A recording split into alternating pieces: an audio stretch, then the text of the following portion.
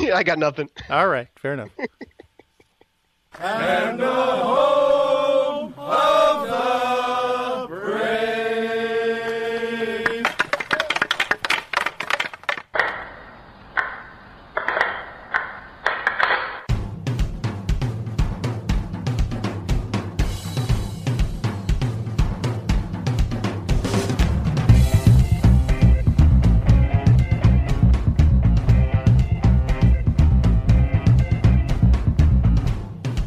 Game on!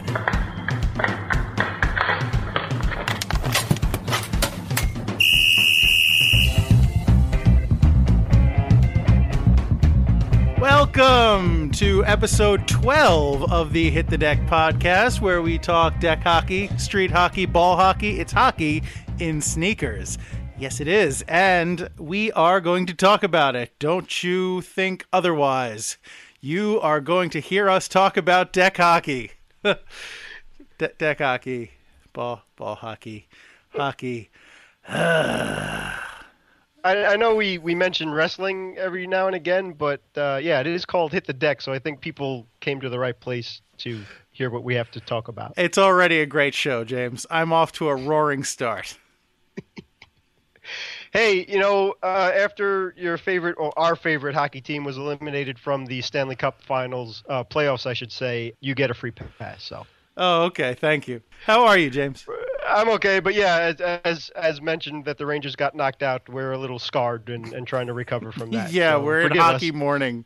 Yeah. But we're going to push through and talk about it anyway. That's right. All right. So who, might you ask, is going to talk about it? If you've been a long-time listener of the podcast, you know full well who's going to talk about it. But, as is our tradition, we're going to give you the starting lineup anyway. And, of course, tonight in goal, number 35, I am the American Rhino, Gary McComiskey, and my co-host, defenseman extraordinaire. On defense, number 4, I'm James Sajazi. All right, cool. Yeah. So, what's going on? Not much, but if that's my segue to go into what's on deck, I'd be happy to do that. Yeah, sure. Let's say that was a segue, James. Okay. Why don't you tell us all what's on deck? I'd be happy to. Thank you. All right. Smell the glove. Another nod to the genius of Spinal Tap with this topic title. Gary and I will share our tips on how we keep our deck hockey gear fresh and clean. Or at least how we try to, with the obstacles we have to overcome, like limited space and being considerate of our families. The American Rhino saves the day twice. The LIQ was in full swing last Saturday with the return of 2 of its star players in Brad and Iggy, and take our word for how good those guys are. But Gary stole the show with 2 amazing glove saves. And then it's time to take a look into Hit the Deck's gear bag. Completing the glove hat trick, our review of Hockeytron Elite forward/defenseman gloves, and that's what's on deck. Thank you, James. My pleasure. Do I have to smell the glove? No, you don't, actually. We were talking about Spinal Tap in the last edition of Hit the Deck, and when we were playing on Saturday and driving home, you came up with a good idea as to what a topic could be. So then my small mind kind of merged the two things into one as to the tongue-in-cheek joke of the movie, of one of the jokes of Spinal Tap, was one of their quote-unquote album covers, and titles was called Smell the Glove, and then there's a big joke of how it turns into just an all-black album. But between keeping gear fresh and smelling nice, and forwards and defensemen and obviously goalies using gloves, figured merge the two together, and Smell the Glove just kind of came out of it. So. Yeah, well, I was cleaning my gear this past weekend, and I definitely was smelling my glove. And the reason I had to clean my gear is because I was definitely smelling my glove. So, it was time, and I think it's time we talk about it. Yeah, so most of the stuff is obvious, but just in case anybody out there is listening, you may need a helpful tip or two. Gary and I have quite a few to share with you. But again, the most obvious and important thing to do is to air out your gear. So that means immediately after you're done playing, I would advise that when you put your stuff in your bag, and assuming that everyone has at least a nice big hockey bag out there. If you have a backpack, that might be a little bit more difficult. But for like Gary and other goalies' cases, you need a big bag. And for my case, being a defenseman, with the gear I use, I have a big hockey bag. But when you put your stuff right after you're done playing into that bag, just don't zip it up. Let it breathe, just right off the bat. And even when if you're driving home from the rink or wherever you're coming from, if you're taking the train or if you have an SUV or something like that, just make sure that you keep the bag a little open in the car. And obviously you could roll down the windows or put on the air conditioner if need be. But the bigger the vehicle, the better. If you have a trunk, just don't zip it up yet.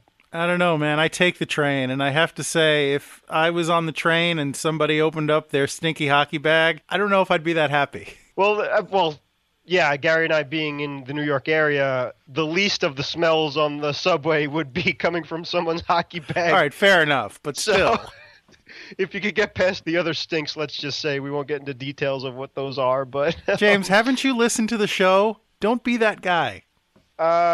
Yeah.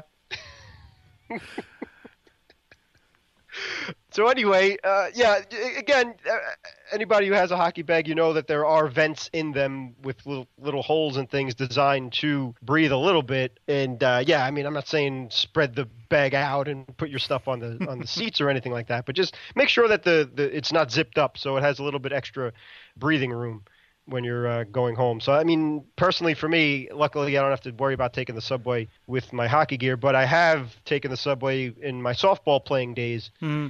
So it is something that if you just stand by the door, it's okay. But okay, keep it fair enough. One thing that, again, for subway riders of the New York area is how selfish and nasty people can be. But like Gary and I, we're gentlemen and we are considerate. So try and keep that in mind. We do what we can. Yeah. Yeah, so, I mean, that's when you're on your way home from the game. When you get home, you should take all that gear that's bunched up together in your open bag. You can close it up to bring it in the house if you need to. But you should take all that bunched up gear and you should lay it out. If you can put it on some kind of stand or hooks or rack to do that, then I would recommend doing that so the air can get to all sides of your gear and not just the top of it. For instance, I have something that I picked up pretty cheap. It's a stand. I don't remember the make. If I can find it, I'll post a link on our Facebook page. But basically, it's like aluminum or maybe steel, but probably not. I don't know. Some kind of metal stand. Basically, it's got a few feet that stabilize it at the bottom and a large pole that goes up the center, maybe 4 feet high or so. And then it has a couple of poles coming out horizontally from the sides of it. And you can hang your gloves or in my case, as a goalie, I can put my chest protector and my blocker and my catching glove. And I kind of stand my pads in front of it, standing up and what have you.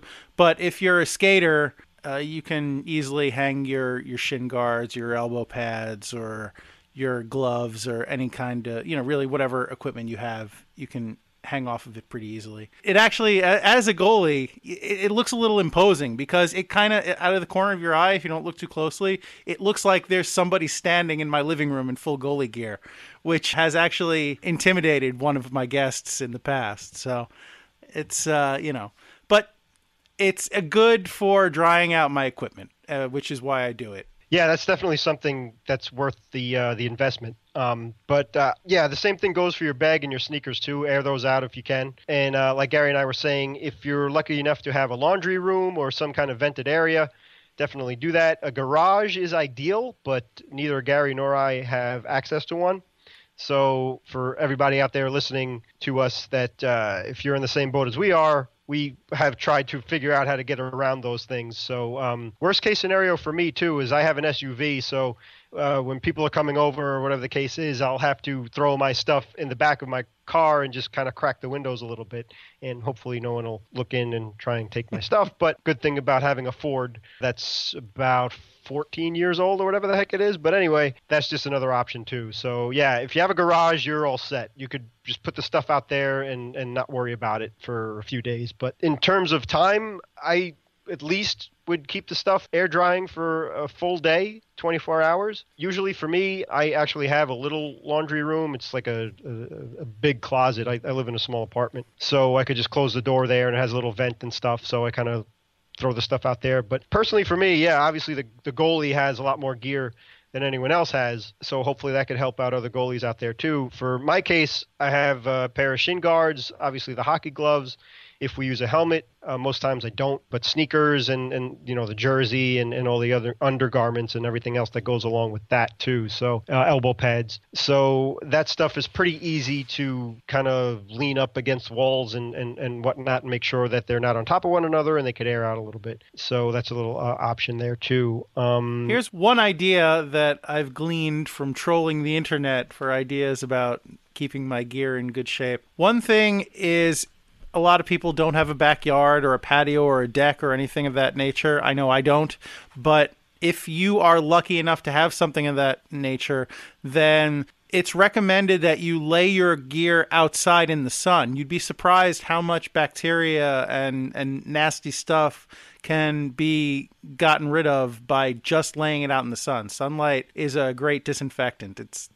I think that's an expression, but it's also the literal truth. So that's a good thing for you to do. Also, a handy little tip for your gear, or even if you just go to the gym for your gym bag, is something that I recently found out about and I'm going to do. Those little silica packs that you get when you buy a pair of shoes, throw those in your gear bag, and that will suck up a lot of the moisture that's on your gear from sweat and what have you, and that'll help to prevent mildew from growing on your stuff and making it even nastier than it already is. That's a great couple of tips right there. And plus also, it's recycling. Yeah, there you go.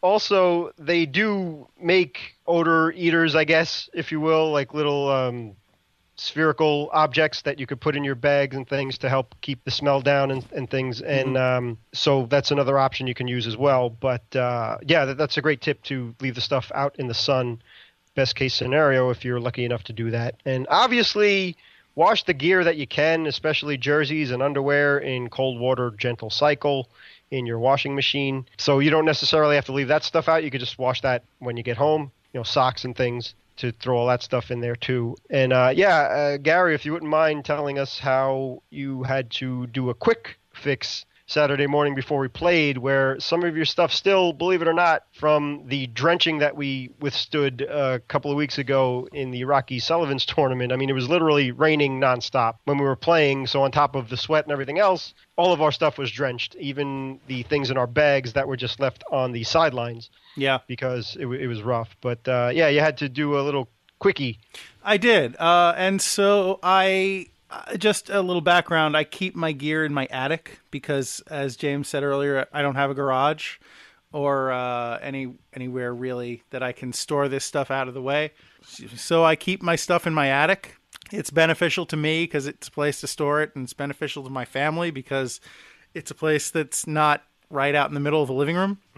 So even with airing the stuff out over a few weeks, it's been kind of cool here in New York. Not cold, but we've only had a few days where it's really been actually very warm. Most of it has been very moderate temperatures. So it hasn't been very warm, and I haven't had that advantage of hot air circulating around to dry my gear just by letting it sit. So as James said, it was still a bit damp when I pulled it out this past weekend. So I said, well, this is no bueno. So what I did was I put the equipment that I could. I decided to take a chance and put it on, I guess, low heat in my dryer. So that, again, I was taking a chance because too much heat and mistreatment with this equipment can damage it. But I was banking on the fact that it wasn't super... it wasn't to the level where it was going to start melting things. So I put the stuff that I could in my dryer, but I was still left with my pads and my chest protector, which did not fit in the dryer. I'm sorry. My chest protector fit in the dryer. It was my hockey pants that did not fit. So what I wound up doing is getting a hair dryer and blowing that stuff out, going over it very thoroughly and drying the damp equipment by hand.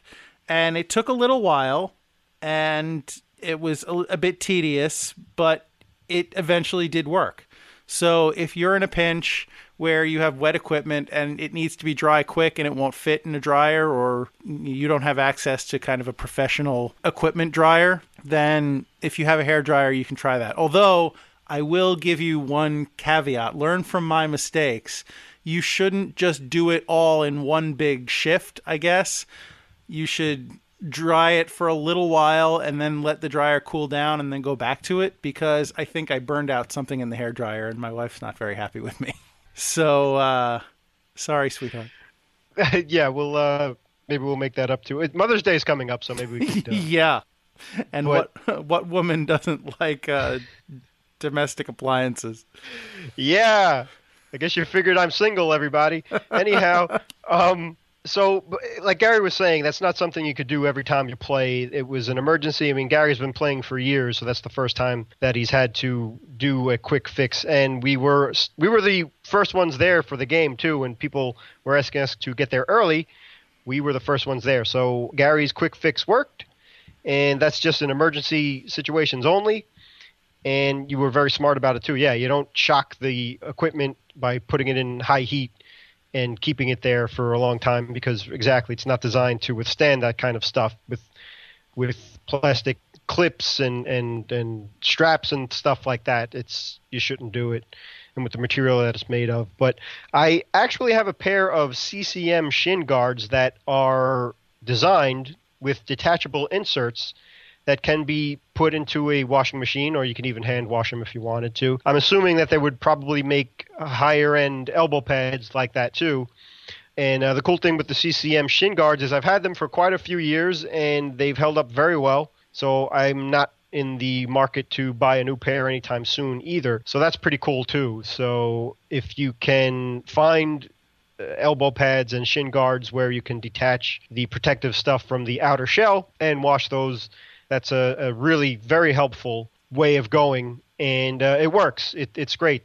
Like we said, those particular models are tested and designed to be put in. They probably recommend it, but usually rule of thumb is for cold water gentle cycle. In order to, if you have regular elbow pads like I do, the one pieces, one tip you could use is that don't put the elbow pads directly on your skin. So in most times when you're playing in cool weather or cold weather, you'll have a long sleeve undershirt on or something like that. So you could put the elbow pads over that. And the same thing with gloves for forwards, and I do know that goalies do this as well, is a trick that baseball players use is they wear a batting glove under their regular baseball glove, so first base mitt or outfielder's glove and catching mitt, so on and so forth. Those gloves are leather, so that really helps to have a batting glove on underneath that, so you don't sweat into your glove like that. The gloves that I use for hockey are nylon, and we'll get into that later because that's in the gear bag. But I haven't tried wearing batting gloves under those. But the cool thing about those gloves is that the material that they're made from is it's kind of like a wicking material too. So that helps in keeping the sweat down. So I don't necessarily have to do that. But that's just something you can try if you have a problem with smelly gloves or something, or if you just want to keep them drier and fresher. You can use batting gloves or golf gloves or something like that. Yeah, I actually have tried that with my catching glove and blocker. I don't like the way it feels. I can't get a comfortable fit in my equipment with the gloves, but that's just me. Obviously, your mileage may vary. Exactly. I'm glad you pointed that out, too. That's why I said that personally I don't wear baseball batting gloves under my hockey forward or defenseman gloves. But when I'm playing softball or baseball, I do use the batting glove on my catching hand, because that usually I have leather baseball gloves, but for the nylons hockey gloves, it's not necessary. But I do know, speaking of goalies and in the NHL, that Henrik Lundqvist does use a pair. They look like white gloves. They're like sanitary gloves or something, but they look like he borrowed them, quote unquote, from the guys who take care of the Stanley Cup. So if the King uses gloves like that, and again, it's all about feel. I'm pretty sure that Richter didn't use anything under his blocker or catcher. So I don't know. it makes sense that you wouldn't either. But Yeah, I model my comfort after Mike Richter. hey, whatever works, man. I mean, that guy was so darn good. I'd do anything that he did. So you're in the right track there. If I did everything that he did, I would tear muscles regularly because Don't I'm do not that. nearly as flexible as he is.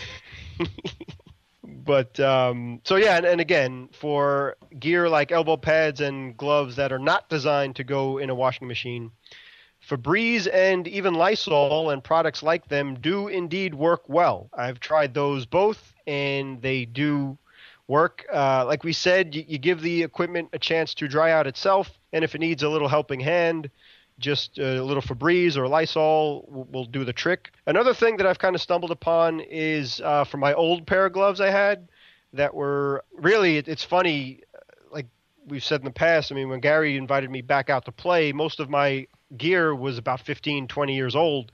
And one of the benefits of hockey is the amount of technology that goes into modern equipment. And one of the things that we like about Hockeytron and other websites like that is you could get high-end stuff and not spend high-end prices off of it.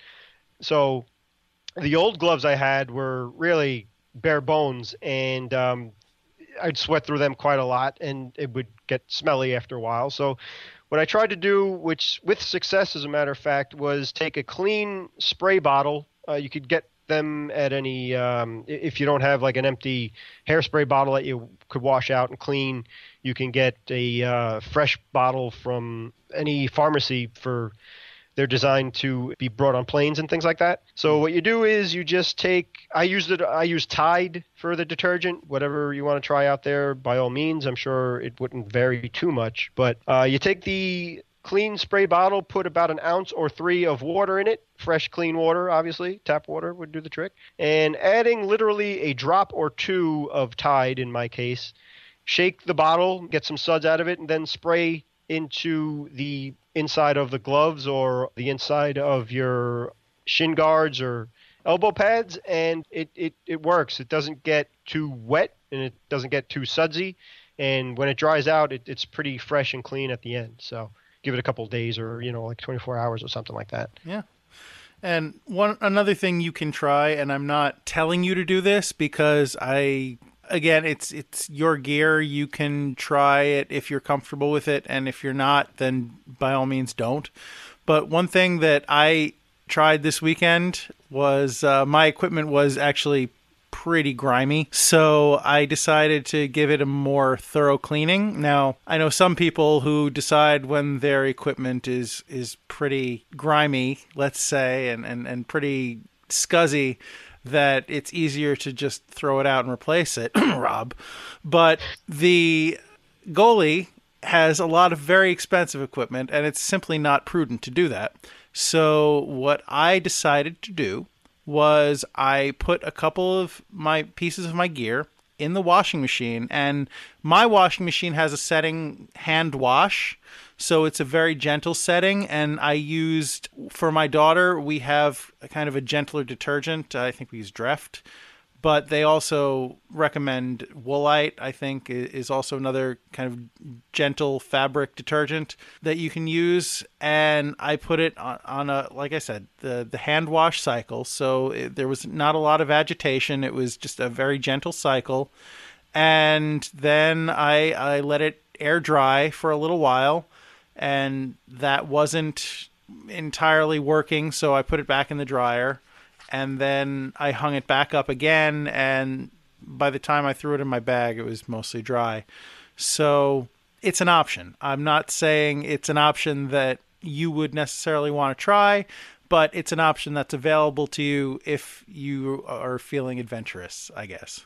Nice, man. That's pretty cool. So that's another good option to have. And again, yeah, this is stuff that we've tested, that we've tried ourselves, so we wouldn't steer you wrong in that aspect. But again, most of this stuff is common sense, and hopefully we can save you some aggravation and some money, because we've brought that up in past Hit the Decks as well.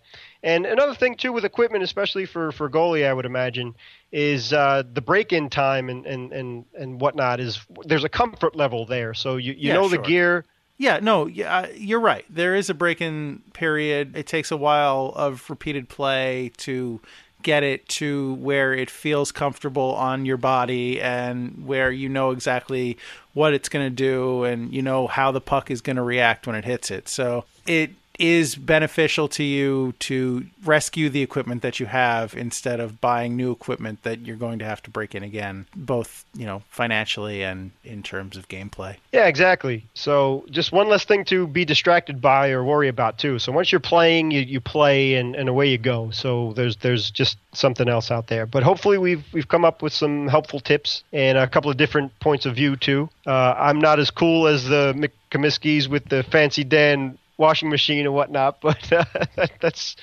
good to know. So check it out and give it a shot if you can. So speaking of gloves and great equipment and whatnot, the American Rhino boy, it was for our little world, the Long Island Queens Major Junior, thank you very much. League that we play in. Two of our better, if not best, overall forwards were back playing last Saturday to join us in the fun. But Gary's glove really was what it was all about. We played 2 games, one going into overtime. But in game 1, and it was in the New York area, as Gary was alluding to before, it was really odd. We've had I'm not going to complain about the spring that we've had. It's been a bit on the chilly side, but for some reason or another, it was a bit humid that Saturday and quite warm. And the sun came out too, so it was kind of like the perfect storm in heat. But with the weather being as warm as it was, I think it was heated up by Gary's glove because it was smoking hot. But there was one play where Gary transformed into Neo from The Matrix. If you don't know who that is, let's check that out. I do not actually know Kung Fu. You could have fooled us. But with a minute left to the period, the puck was going in. We were trying to withstand a flurry of shots. I was on Gary's team playing defense, or at least trying to play defense. And again, a minute left, a flurry right in front of the crease, and the puck was going in. It was crossing the line. Time slowed down, and I saw the puck going in and thinking, oh, this is disastrous. We're going to end the period down, and it's going to stink. Meanwhile, Gary turned into Neo, and somehow you bent backwards.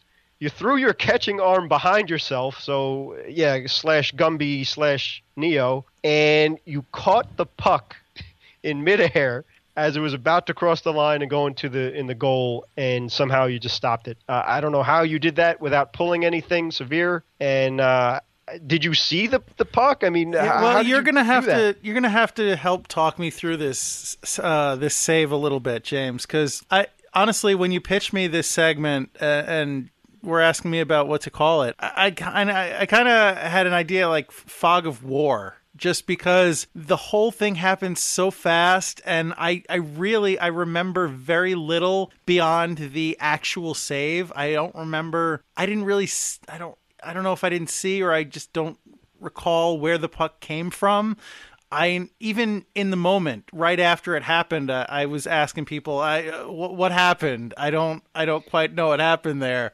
Somebody said it went off the crossbar. I don't remember that, but I can't say that it didn't. What I remember was being down, I guess on my knees, although I can't rule out that I was sitting in a seated position because of where the sequence took me. I just remember I was down, I guess in the vicinity of the goal line. I remember the puck hitting off of my glove. Like, it came to me, and I don't know if I tried to catch it. I mean, I guess I tried to glove it, but I didn't glove it. It deflected off of my blocker, and it sounds cliche, but at that point, everything really did seem to happen in slow motion. It's like I remember the puck hitting my glove, deflecting up and behind me, and going up into the corner of the net. At that point, I managed to, as you said, throw my glove hand back, and quickly, it's like Honestly, in the way I see it in my mind's eye, it's like a movie because I was watching the puck slowly cross the goal line and I threw my glove hand forward. And as it's crossing the line, my glove kind of envelops the puck and pulls it back out. And then time kind of snaps back into real time. And this is, again, I can't tell you what happened after that. Did I actually hang on to it? Did I just deflect it out to another teammate that cleared it? I don't know. But I just remember the physical act of making the save. It's kind of a bizarre little insight on the human mind, the way it works. Well, yeah, again, I mean, at least my excuse was I don't function very well in hot, humid weather. So that's why my memory is a little bit foggy as well on top of everything else. But you caught that thing. You did. I mean, you kept it from going in. It would have been something, I guess it wouldn't help our purposes here, but if we would have filmed it or taped it, it would have been something that Toronto would have been proud to review and use as a highlight and on the NHL Network and stuff like that too. It was really just spectacular. And in podcast past, Gary did mention how you never give up on a play, and you really put your money where your mouth was too, because we play with a ball, but we refer to it as a puck. It was behind you, so I don't even know if you were able to see it. I saw it. It was like, again, it was like a movie. It was like I looked to my left. That's my glove hand. I looked to my left. I saw the puck crossing across my field of vision over where I imagined the goal line was, because it was next to the post. So I saw it crossing the plane of the post, and this is, again, where time slows down. I remember I had time to think to myself, I don't know if I'm going to get to that before it crosses the line. But I tried, and I honestly, I still can't swear that I got it before every, bit of it crossed the line. I think I did. And obviously there's no video review, so I can't say for sure. But everybody thought it was such an amazing save that they gave it to me. So I'm not going to, I'm not going to say otherwise. Yeah, we're not going to split hairs. When something is that spectacular, you gotta go with it. But from my point of view, and okay, fine, yeah, I was your teammate and your defenseman as well, so take this with a grain of salt. But it didn't cross the line. It was a clean save, 100%.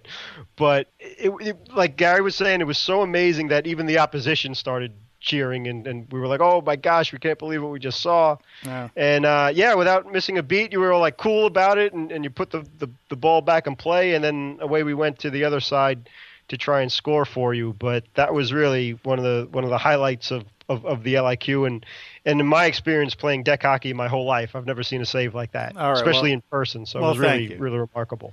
As far as being cool and just getting the ball back in play and going about your business, we've talked about this in previous podcasts, but the way I look at it, no matter how great a save you make, you're still playing a game. You can't take time to pat yourself on the back. You got to keep going. There'll be time to celebrate your accomplishments later. Yeah, but it's one thing to say and it's another thing to do. So you walk the walk and talk, you talk the talk and walk the walk. So it was really a treat to be a part of that in some way. So that was really spectacular. But your greatness didn't stop there. There was another time, again, the glove. I don't know, whatever you did with drying it out and worked spectacularly. So in future podcasts, we will talk about how superstitious hockey players are. So maybe we could bring that up as well in the future. But the second insane save that you made, again with your glove, was another flurry in front of the net, so which kind of lets you know what kind of lousy defenseman I am. But anyway, a rebound shot was skillfully lifted to Gary's glove side right in front of the crease. You were down, as people may know by now, you're a hybrid butterfly goalie, so that's usually where you'll be trying to make your amazing saves. And again, you defied physics by moving your glove so quickly, because it was basically, I wouldn't say an empty net, but the from looking at the net, the right side was top shelf. That was wide open. Yeah, so this I have to call shenanigans on. You're giving me far too much credit on this play because I didn't even remember this until you just kind of described what you were talking about. I didn't make the ball didn't go in the net, but I didn't consciously make that save. What happened was I was down, like not just on my knees down, I was down with my glove, my arm kind of on the ground. I don't remember what happened. I assume I had to scramble to do something at the post, and it was a rebound. Yeah. Yeah, So and I was trying to come across, but I didn't see that puck. I was not looking at my glove when it hit it. I only felt it hit it. I turned my head and I saw the puck skittering away. I may have been coming across following the puck, but I didn't throw out my glove with superhuman speed and stop it. That was pure luck. But again, I mean, you're being very humble, and we appreciate that very much.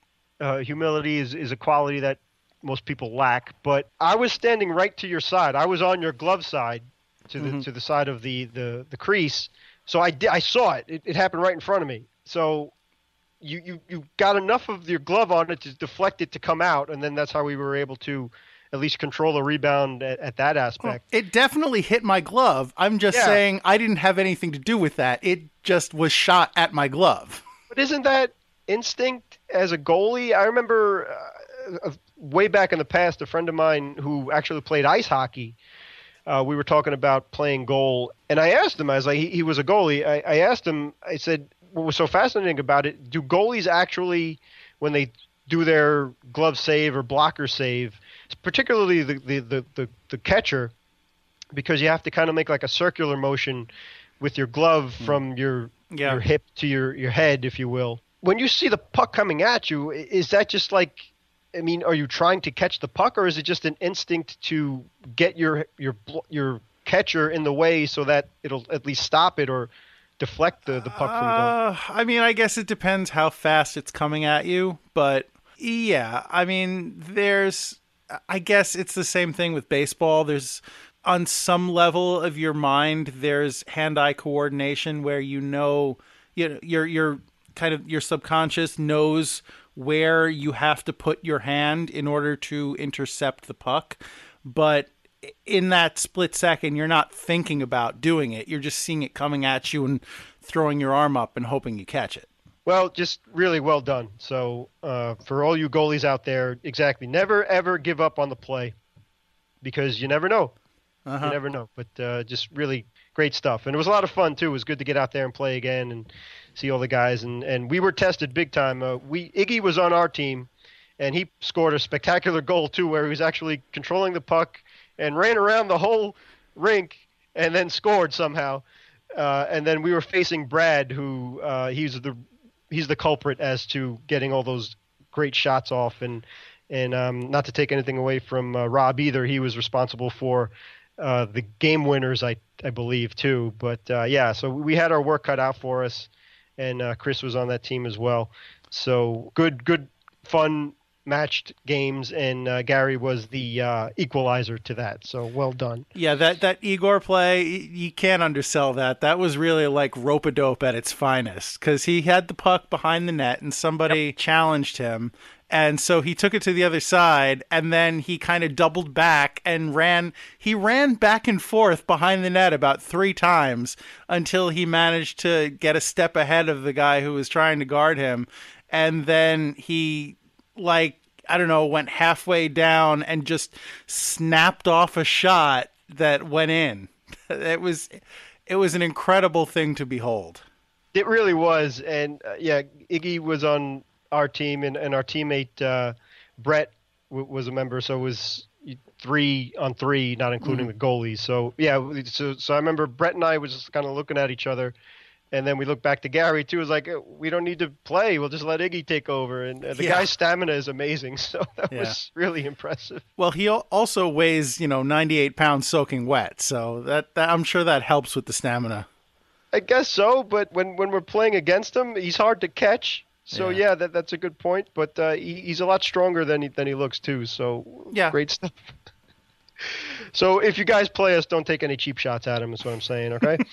But so to sum things up, for this edition of Hit the Deck, we'll go into our gear bag, and as we were alluding to before, the current gloves that I use are from the company and website Hockeytron. Mm-hmm. And this particular model of glove is called the Elite, and they are high-end gloves. If you go to Hockeytron itself, they compare their gear to others out there. So these particular gloves are the equivalent to Easton EQ50 gloves or Reebok 9000 to be specific. So they're lightweight nylon and made of wicking material as well. And they're really very, very durable. I've had them for, I think, about 2 years or so, and have used them, really put them through the ringer. All sorts of weather, rain, cold, heat, ran the gamut. And usually we play on a very hard, tough surface. So my clumsiness, I've fallen down mighty a few times and barely have even scraped them. So there's no big tears in them or anything like that. And again, they're very lightweight. They offer excellent protection, and I really enjoy them very much and appreciate how good they are. And the palms are still excellent. There's no reason to even come close to replacing these gloves at all. So it's definitely a great option, and they're a quarter of the price of what the Easton and Reebok are. And I'm sure if you look into CCM and Bauer, Warrior, and Eagle, and those high-end gloves too, the nylon style, not the leather, they're on par with those. So a great option if you're out there for a forward or a defenseman, and definitely check those out. I recommend them big time. What are your 20-year-old gloves? I can't remember. My 20-year-old gloves are Hespeler. Oh, Hespeler, yes, that's yeah. right. And I got those in honor of the great one, Wayne Gretzky, because he bought the company, and they were Ranger colors too. So I had to get those gloves, and I still have them too. They're fine. I could still use them if need be. As a matter of fact, I'll bring them with me in case somebody needs to borrow a pair of gloves. So they're great too. The reason why I went to the Tron was to match our LIQ style of jersey, our gear. So, yeah. All right. Well, thanks. Last minute remaining in the podcast. Okay. Wow, that flew. All right. So thank you for sitting with us and talking gear and talking saves and talking gloves. I guess gloves counts as gear, so that's a little redundant. Nevertheless, so thank you for listening. That's the most important thing. Without you, there would be no Hit the Deck podcast. Thank you to Pops for being the voice of the podcast. Thanks to Anthony Sajazi for music. Thank you to the LIQ for sound effects. If you would like to contact us, please feel free to do so. Give us your questions, your comments, concerns, topics, anything you want to talk to us about. We'd be happy to talk to you. So email us at hitthedeck@gmail.com. On Twitter, we are hitthedeckpod. Instagram and Facebook, we are at hitthedeck. James, anything you want to throw in? Yeah, I just want to apologize for a flub that I made in the previous edition of Hit the Deck. I referred to the Rangers-Pittsburgh Penguins game as the semifinal, but it should have been the Stanley Cup quarterfinal game, so my apologies there. You're forgiven. Thank you. And lest I forget, please subscribe to us on iTunes or any number of other places. And if you're feeling feisty, leave us a review. I hear that's a thing. So, until the next episode, our spooky 13th episode.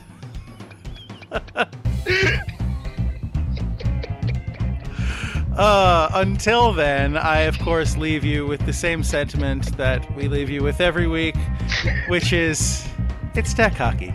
Don't be that guy. Thanks, everybody. It's probably entertaining. You tell me. I love it. Yeah, I feel sorry for everybody else, so it definitely adds to the fun. So I feel sorry for everybody else, too, but for a different reason.